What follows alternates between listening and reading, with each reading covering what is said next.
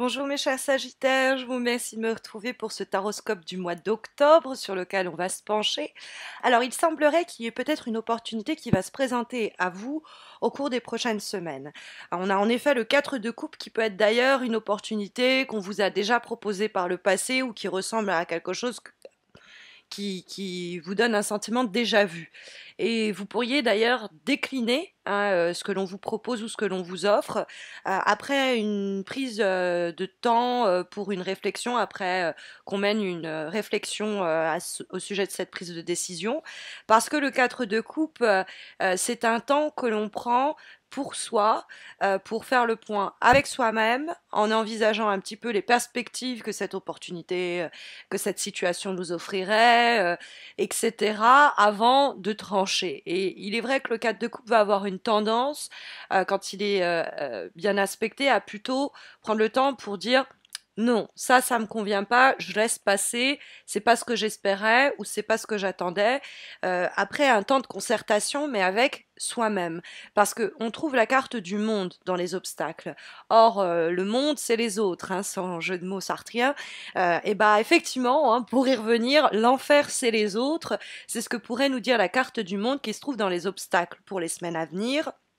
Parce que le monde, c'est ce que le monde pense, c'est ce que votre entourage, votre environnement va déclarer, considère comme axiome, et qui ne ressemble pas du tout à vos propres idées, vos propres valeurs, vos propres idéaux. Le 4 de coupe peut ainsi vous conseiller que dans le cadre d'une situation par laquelle vous passez et qui demande que vous preniez le temps de réfléchir avant de donner votre réponse, avant de vous engager, avant d'aller plus loin. N'écoutez pas ce que les autres vous disent à ce propos. Vous seul avez la bonne réponse, hein, parce que le 4 de coupe, c'est une période où on va méditer et réfléchir à sa situation. On va faire le bilan sans se focaliser sur les éléments positifs ou négatifs, mais en étant presque neutre pour réévaluer les choses de la façon la plus impartiale possible.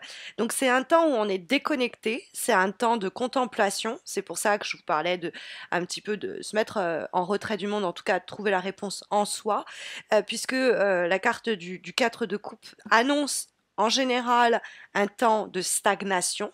C'est un temps de pause, mais qui est nécessaire pour eh bien, réfléchir au chemin parcouru et penser en ce sens à ce qui nous reste à faire, le chemin qui nous reste à parcourir, histoire de ne pas perdre dans l'action des opportunités qu'on pourrait sinon rater. C'est prendre le temps. Et encore une fois, c'est une idée, on médite, donc on ferme nos oreilles, on ferme nos yeux et on tourne le regard vers soi pour trouver ces réponses-là.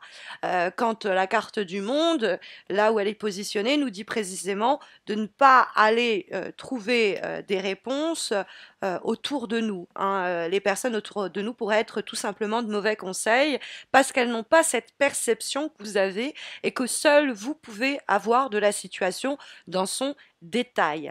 Après, la carte du monde, ça peut être l'idée d'être un petit peu blasé, lassé, fatigué de tous ces jeux d'apparence, hein. Vous êtes avec des gens qui préfèrent sauver les apparences plutôt que travailler les difficultés quelconques. On est avec des gens surfaits, des gens qui ont une haute estime d'eux-mêmes, qui sont tout pour ce que les gens diront d'eux, tout pour le style, quoi, qui pourrait, ce monde-là, cet environnement-là, un peu factice, un peu faux, pourrait aussi vous rebuter ou vous pourriez vous enlacer.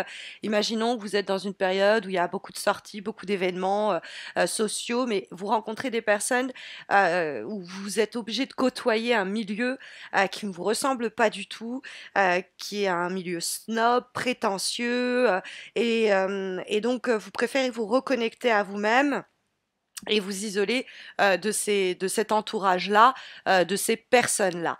Et c'est peut-être même une recommandation ici que les cartes vous donnent à travers la présence du monde, c'est de vous éloigner de toutes ces personnes qui ne sont qu'en train de vendre une image d'eux-mêmes, qui se surévaluent euh, qui sont prétentieux, orgueilleux, etc. Ça peut être aussi l'idée de prendre des décisions en mettant tout ce qui est question d'ego de côté. On pourrait se dire oui, mais si j'accepte, c'est vachement bien, ça pourrait me donner un peu de renommée, ou alors ça pourrait améliorer ma situation sociale, ou quoi. Ok, ce ne sont pas de bonnes raisons. C'est pour ça qu'on vous dit de réfléchir pour pas être sur simplement la forme et pas le fond. Hein. Il y a l'idée un peu d'une devanture avec la carte du monde dans les obstacles. Euh, on peut aussi avoir des personnes, hein, le monde autour de nous, qui nous sous-évaluent ou sous-évaluent cette situation, etc. Et donc, vaut mieux leur tourner le dos, pas les écouter, faire fi un petit peu de ce qu'ils disent ou de ce qu'ils vous conseillent de faire à propos d'une situation qui pourrait effectivement vous préoccuper, nous dit la carte du 9 d'épée. Hein. La carte du 9 d'épée, c'est vraiment, on est sur le mental, on est en pleine réflexion et on est plutôt méfiante à propos d'une situation. On se dit, je sens pas ce projet aboutir ou ce contrat, il va pas se signer. On se fait du mouron pour l'avenir, on se dit que quelque chose cloche. Alors, encore une fois, vous pourriez avoir une anxiété qui est un peu générale parce que la situation à propos de laquelle vous réfléchissez, c'est tout nouveau pour vous et ça vous demande des initiatives qui peuvent vous inquiéter. Donc le 9 d'épée, c'est juste voilà, cette tension, ce stress mental où on est là en train de cogiter une situation dans tous les sens. Hein. Ça peut être le fruit de la situation elle-même, mais la carte du 9 d'épée, ça peut être l'idée qu'il y a une période où vous êtes pleine ou plein de doutes, dans une situation un peu instable, les problèmes, la problématique sinon que vous rencontrez est bien réelle et vous êtes là en train de vous dire mais comment je vais faire pour résoudre ça ou comment je vais faire pour trancher sur cette situation et ça vous remplit d'inquiétude vous êtes là en train de réfléchir longuement à la situation, ce qui cause presque des nuits blanches, on s'inquiète, mais on va pas trouver les réponses grâce aux autres. C'est pas eux qui vont nous donner ces réponses. Alors peut-être aussi que vous inquiétez parce que vous dites est-ce que c'est le moment de partir à l'étranger, de demander ma mutation. Dans ce cas-là, non, c'est pas encore le moment. On va peut-être engager certaines démarches dans ce sens-là, mais après une grande période de réflexion à cet égard. Mais on a cette idée d'angoisse qui peut être aussi formulée autour de la question du battleur qui donne la direction des choses pour le mois d'octobre. Et la carte du battleur, c'est une lame qui nous parle d'initiative.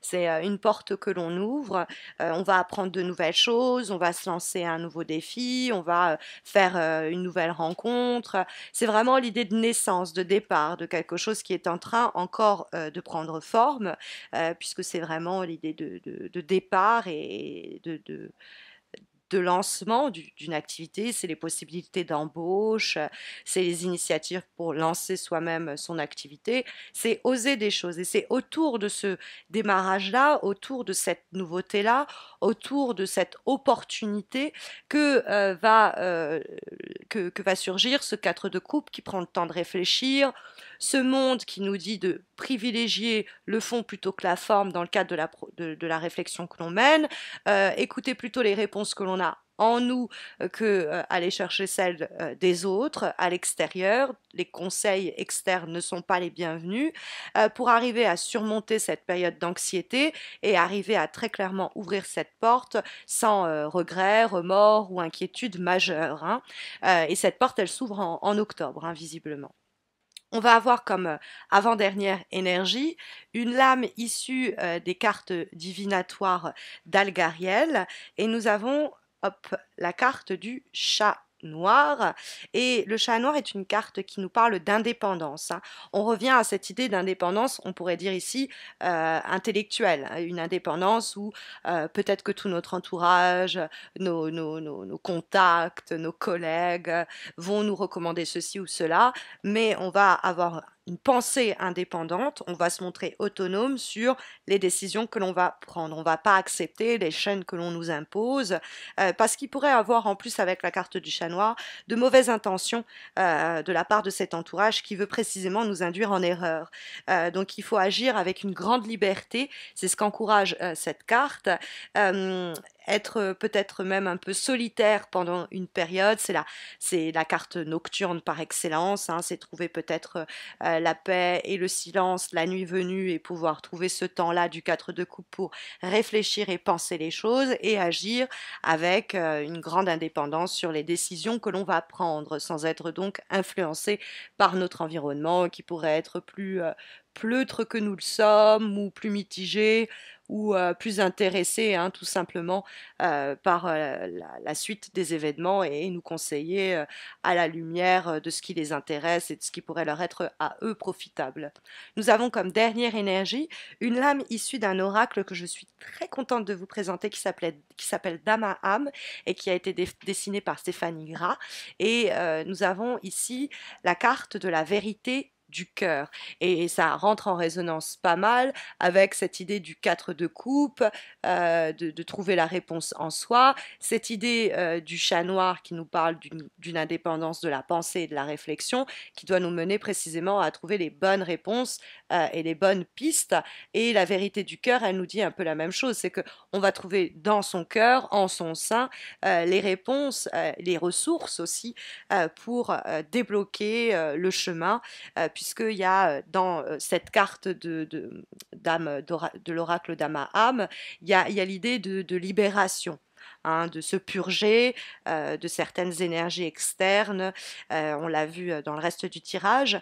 Et là, en plus, c'est une carte qui nous invite à nous ressourcer auprès d'espaces naturels, là où on va pouvoir retrouver une paix intérieure qui appelle à elle l'énergie du 4 de coupe, hein, de sorte à bien identifier les faiblesses de la situation et arriver à bien discerner, comprendre ce que l'on cherche véritablement pour eh bien, prendre les décisions adéquates. Hein. Donc voilà, en tout cas, les énergies ici sondées pour vous permettre d'avancer de la meilleure des façons au cours des prochaines semaines, en espérant que précisément ce tirage saura vous guider au cours du mois d'octobre. Sachez néanmoins que si vous avez besoin d'une guidance plus personnalisée, j'organise un concours sur ma page Facebook qui est mensuel et qui vous permet de remporter un tirage gratuit, un petit peu comme celui-ci, mais répondant à votre question, à vos questionnements du moment. Donc n'hésitez pas à me rejoindre sur ma page Facebook, vous avez le lien de ma page Facebook en descriptif de cette vidéo. N'hésitez pas non plus à vous abonner à ma chaîne YouTube si vous ne l'avez pas encore fait, ça vous permettra de ne pas rater les prochains taroscopes et également les concours que j'organise ponctuellement et exclusivement sur ma page YouTube. Voilà, je vous souhaite à tous et à toutes de très belles semaines à venir et je vous retrouve fin octobre pour les taroscopes de novembre. D'ici là, prenez soin de vous.